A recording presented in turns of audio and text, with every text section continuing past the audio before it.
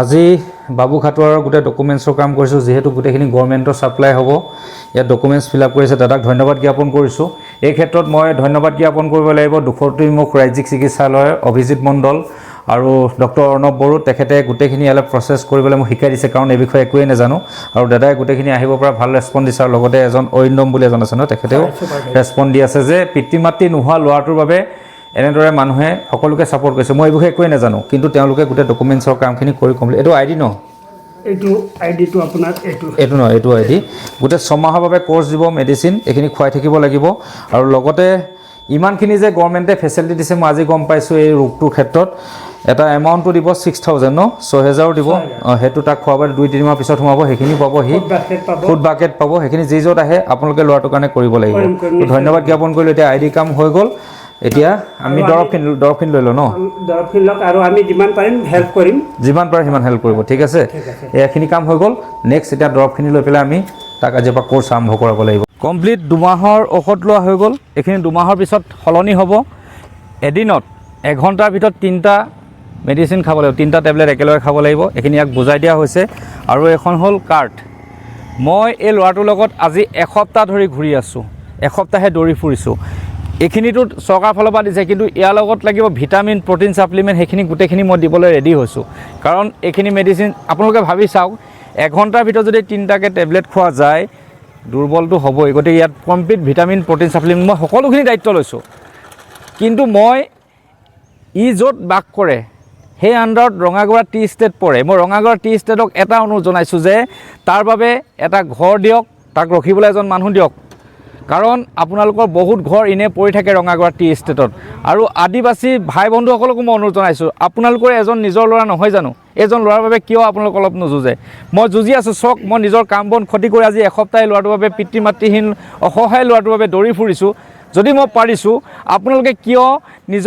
নিজৰ ভাইটি স্বৰূপ নিজৰ পুত্ৰ স্বৰূপ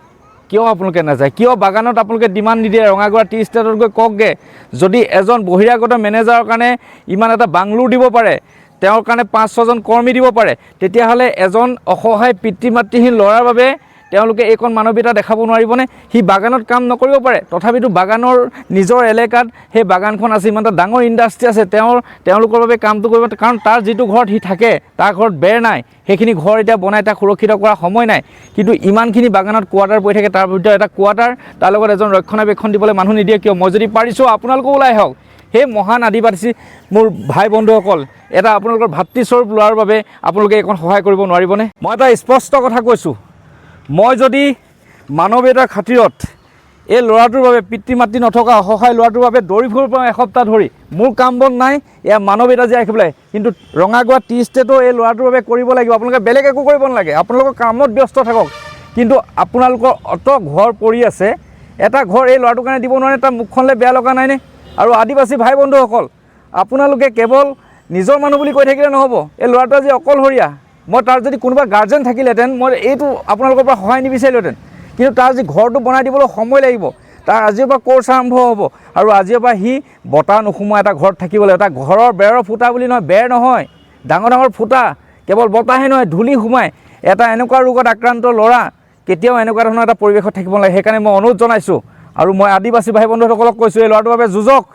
আৰু এটা পিতৃ মাতৃ নথকা ল'ৰাৰ জীৱন সুৰক্ষিত কৰাটো আপোনালোকৰ দায়িত্ব মই মাত্ৰ তাৰ বাবে যি কৰিব লাগে কৰি যাম আপোনালোকে ৰঙাগড়া টি ষ্টেটক ডিমাণ্ড দিয়ক যাতে তাৰ কাৰণে এটা কোৱাৰ্টাৰ এজন মানুহ তাৰ কাৰণে ঠিক কৰি দিব লাগে কেৱল ইণ্ডাষ্ট্ৰি খুলি টকা ঘটিলে নহ'ব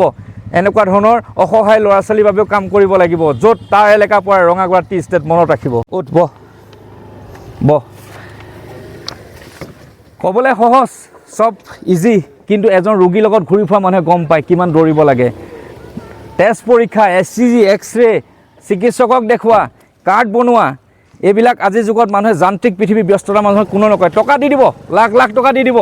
কিন্তু এনেদৰে অকলশৰীয়া মানুহৰ লগত ঘূৰা মানুহ ক'তো নাপাব মই ঘূৰি আছোঁ কাৰণ যাৰ কোনো নাই তাৰ ওচৰত মই থিয় হোৱাটো মোৰ প্ৰয়োজন কিন্তু মই আপোনালোকক অনুৰোধ জনাইছোঁ আদিবাসী প্ৰত্যেকজন ভাই বন্ধুক মই অনুৰোধ জনাইছোঁ এই ল'ৰাটোৰ বাবে এটাই কাম কৰক ৰঙাগড় টি ষ্টেটক আপোনালোকে অনুৰোধ নহয় ডিমাণ্ড কৰক যে এটা অসহায় পিতৃ মাতৃ ল'ৰাৰ বাবে এটা ঘৰ লাগে তাক ৰখিবৰ কাৰণে এজন মানুহ লাগে কাৰণ তাত বহুত ধৰণৰ ফেচিলিটি পাব লাগিব সি আৰু লগতে এই অসহায় ল'ৰাটোক ৰঙাগড়া টি ষ্টেটে এটা পাৰ্মানেণ্ট জব দিব লাগিব ভৱিষ্যতে, মনত ৰাখিব। গতিকে ইমানখিনি কথা ক'লোঁ, এতিয়া তাক লৈ যাওঁ। আজিৰ পৰা তাৰ কোৰ্চ আৰম্ভ হ'ব, তাৰ যিমান প্ৰটিন ছাপ্লিমেণ্ট যিমান খাদ্য সেইখিনি মই যোগান ধৰিম, আৰু চৰকাৰে যিটো পইচা দিব সেই পইচাটো পোৱাৰ পিছতো মই দেখাম। চৰকাৰৰ এইখিনি কৰ্মক মই ধন্যবাদ জ্ঞাপন কৰিছোঁ যে আপোনালোকে ইমানখিনি স্কিম দি থৈছে, আমি সাধাৰণ মানুহে গম নাপাওঁ, কিন্তু আজি গম পাই সুখী হৈছোঁ। কিন্তু তাক ওচৰৰ যি বাগান সেই বাগানে তাক সহায় কৰিব লাগিব, মই অনুৰোধ জনাইছোঁ। আৰু আদিবাসী ভাই বন্ধুৱে ডিমাণ্ড দিয়ক আপোনালোকৰ ল'ৰাটোৰ বাবে, তাকে কৈ আজি ভিডিঅ'টো আপোনালোকে প্ৰেৰণ কৰিলোঁ। ভিডিঅ'টো শ্বেয়াৰ কৰক যাতে অসহায় প্ৰত্যেকজন পিতৃ মাতৃহীন ল'ৰা ছোৱালীৰ বাবে মানুহ ওলাই আহিব লাগিব, এক জনজাগৰণ সৃষ্টি কৰিব লাগিব। এয়ে হয় আপোনালোকৰ প্ৰতি মোৰ অনুৰোধ। ধন্যবাদ।